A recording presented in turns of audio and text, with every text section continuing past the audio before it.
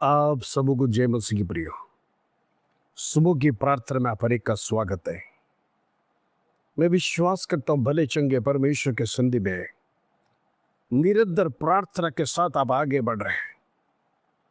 प्रियो, प्रार्थना में आगे बढ़ते रहना, वचन पढ़ते रहना, संगति करते रहना, इंटरसीड करते रहना। मैं आपसे कुछ कहना चाहता हूं, अपने स्वार्थ के लिए अकेले प्रार्थना मत करना, हम दूसरों के लिए भी प्रार्थना करना है। हालेलुया। दूसरों का विषय को भी रखकर प्रार्थना करना है। इसीलिए तो हम दिन प्रतिदिन आप लोग का विषय को रखकर प्रार्थना कर रहे हैं। आपका विषय हमारा विषय, आपका दुख हमारा दुख, आपकी समस्या हमारी समस्या मानते हुए प्रभु उतना तीक्ष्णता के साथ हम परमेश्वर के संधि में प्रार्थना करते हैं। इन दिनों में मैं विश्वास करता हूं अनेक लोगों का बंधन टूटने जा रहा है, अनेक लोगों का जीवन में छुटकारा होने जा रहा है। देखते ना, मसीह लोगों को शत्रु ने बांध के रखा है। जैसे एक व्यक्ति को हाथ पैर अगर बांध कर उसे डाला जाए, वो व्यक्ति क्या कर सकता है? ना उठ सकता है, ना बैठ सकता है, ना चल फिर सकता है। Praise the Lord. क्योंकि इसके शरीर, हाथ पैर सब कुछ मिलकर बंधे हैं। Praise the Lord.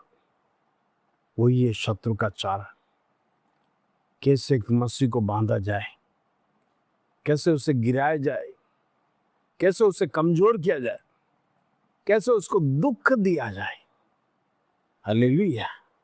हम देखते बंधन आज अनेक लोगों के जीवन में, शराब का बंधन, फाइनेंशियल क्राइसिस का बंधन, शादियां नहीं हो रहा उसका बंधन, टेंशन्स परिवारों में बढ़ते जा रहा है, बच्चों की चिंता है, बच्चों का बंधन, नौकरियां मिलने रहा है, रिज्यूम्स लेके अनेक लोगों पर, अनेक जगह पर आप गए होंगे उन्हें मिलने के लिए, अभी तक कोई सॉल्यूशन नहीं हुआ है।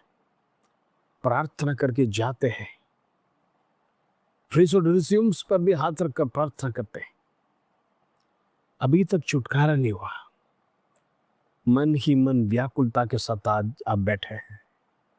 पवित्र आत्मा मुझे बता रहा है, आप में से अनेक लोग हैं जो दुखी है, निराश में है, भलाई और चंगाई प्राप्त करना चाहते हैं।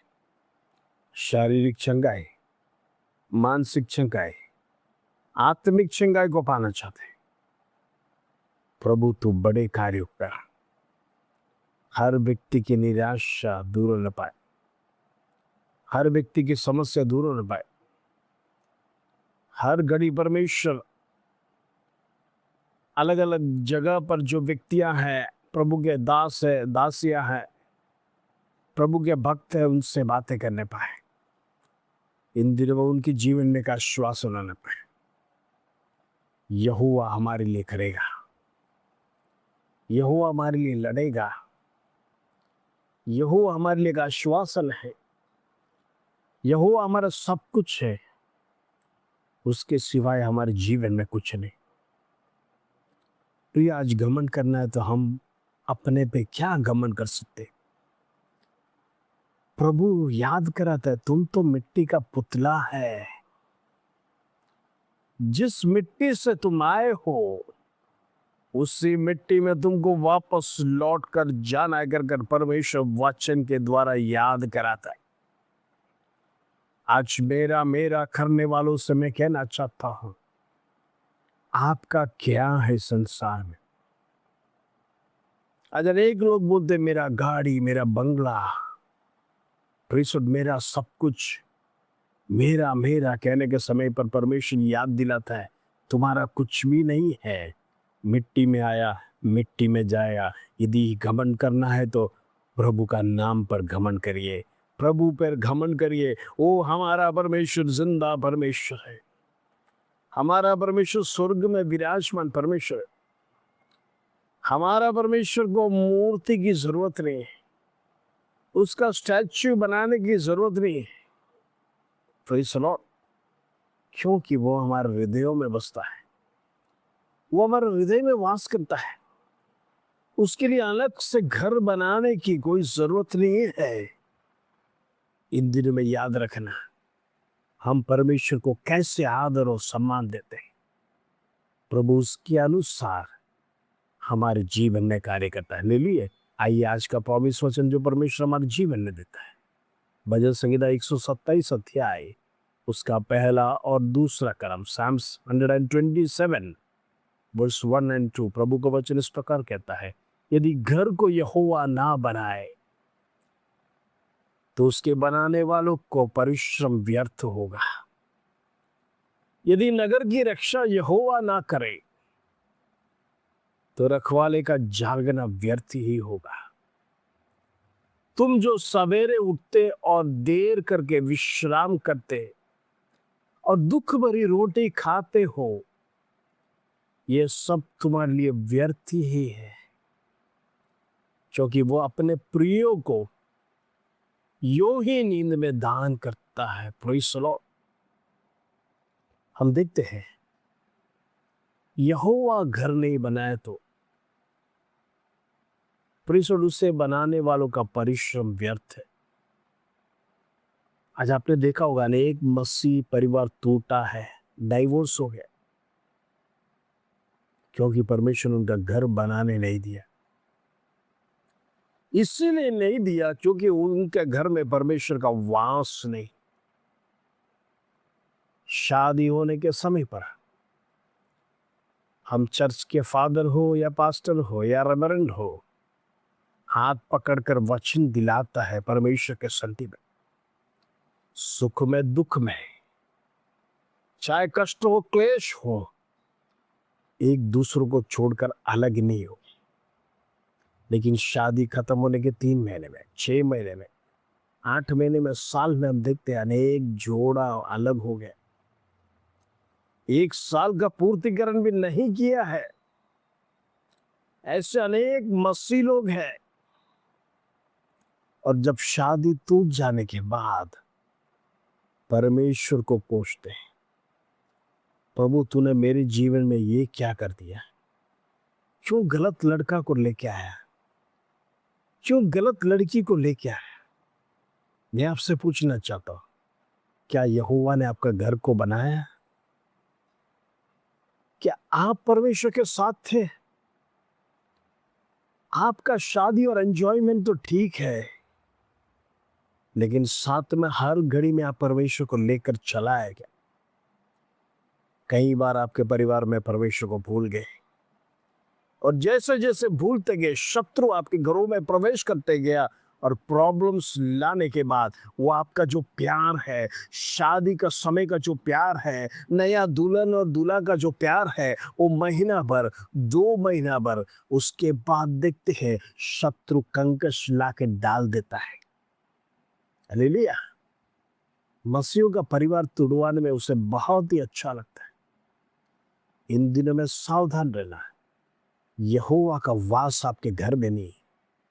यहोवा आपका घर नहीं बनाएगा तो आप जितना भी कमाओ, पैसे जितना भी ओवर टाइम करो, रात को 2 बजे आओ, 3 बजे आओ, पैसा बटोर कर लेके आओ, लेकिन आपके घर में समाधान और शांति नहीं रहेगा, क्योंकि जहां पर यहोवा का वास है उधर ही शांति और समाधान है। आप चैन से जी पाते हैं। अदरवाइज आपके परिवार में भले पैसा दिखेगा, चैन नहीं है, पैसे सब कुछ होगा, लेकिन आप एक वक्त का रोटी प्यार से नहीं खा सकते। इसीलिए तो वचन स्पष्ट करता है, तुम जो सवेरे उठते हैं और देर कर कर विश्राम करते और दुख भरी रोटी खाते, कहने का मतलब आपके पास खाने का समय भी नहीं मिलता है। हालेलुया। सवेरे उठते हैं, रात को लेट सोते हैं, वचन स्वयं कहता है, लेकिन दुख की रोटी खाते, क्योंकि आपके घर में लड़ाई झगड़े चल रहा है, आपका पति और पति पत्नी के बीच में अनबन चल रहा है, घर में समस्या बढ़ते जा रहा है, बच्चे कहना मानते नहीं, रोज लड़ाई झगड़े कर कर आप ऑफिस में आते हो गए, वो दुख की रोटी खाते हो गए, आपका चिंता यही है, अब मुझे डाइवोर्स लेना है, अब मेरा जीवन समाप्त करना है, अब मुझे जीना नहीं है। आप अपने बच्चों को भूल जाते हैं। ये सब कुछ क्यों हुआ? क्योंकि आप दोनों ने परमेश्वर को रिस्पेक्ट नहीं दिया। जो प्रभु को करना चाहा, जो प्रभु को देना था, वो नहीं देने के कारण से यहोवा घरों को बिगाड़ देता है। हालेलुया।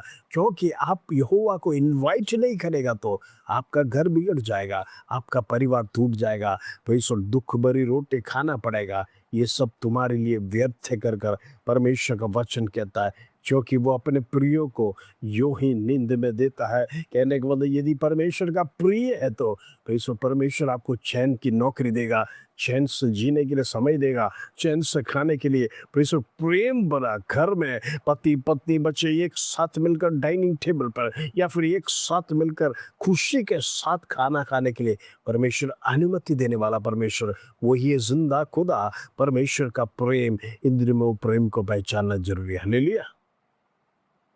आइए हम प्रार्थना करेंगे। पिता परमेश्वर, आज का सुंदर वचन, यहोवा घर नहीं बनाएगा तो परमेश्वर बनाने वाला व्यर्थ है। इंद्रियों में आज अनेक घर टूटे हैं, अनेक घरों के लिए प्रार्थना करता, शांत वातावरण है, समस्या ही समस्या इनके जीवन में है। घर में कोई शांति समाधान नहीं है, सब तितर बितर हो चुका है।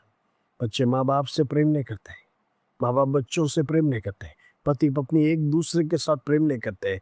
परमेश्वर तमाम प्रकार का हालेलुया नेगेटिविटी, ईर्ष्या, झगड़ा, नेगेटिव बातें वो हालेलुया शत्रु मनों में डालकर परिवार को तोड़ने के लिए कोशिश कर रहा है। इंद्रियों में डाइवोर्स की आत्मा को कैंसर कर दे यीशु के नाम से।